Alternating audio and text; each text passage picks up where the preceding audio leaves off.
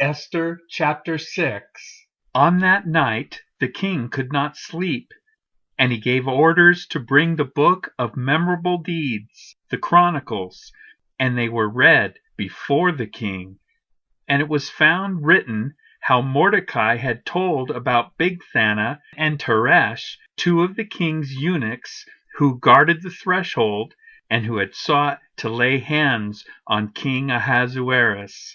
And the king said, "What honor or distinction has been bestowed on Mordecai for this?" The king's young men who attended him said, "Nothing has been done for him." And the king said, "Who is in the court?" Now Haman had just entered the outer court of the king's palace to speak to the king about having Mordecai hanged on the gallows that he had prepared for him. And the king's young men told him, "Haman is there, standing in the court." And the king said, "Let him come in." So Haman came in, and the king said to him, "What should be done to the man whom the king delights to honor?"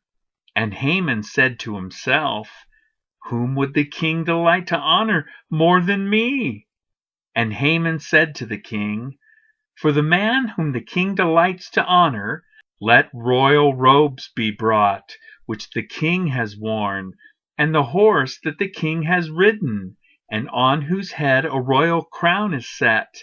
And let the robes and the horse be handed over to one of the king's most noble officials. Let them dress the man whom the king delights to honor, and let them lead him on the horse through the square of the city, proclaiming before him, 'Thus shall it be done to the man whom the king delights to honor.'" Then the king said to Haman, "Hurry, take the robes and the horse, as you have said, and do so to Mordecai the Jew, who sits at the king's gate. Leave out nothing that you have mentioned." So Haman took the robes and the horse, and he dressed Mordecai and led him through the square of the city, proclaiming before him, "Thus shall it be done to the man whom the king delights to honor."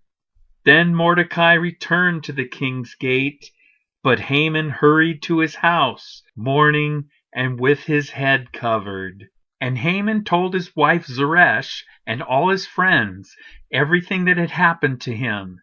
Then his wise men and his wife Zeresh said to him, "If Mordecai, before whom you have begun to fall, is of the Jewish people, you will not overcome him, but will surely fall before him."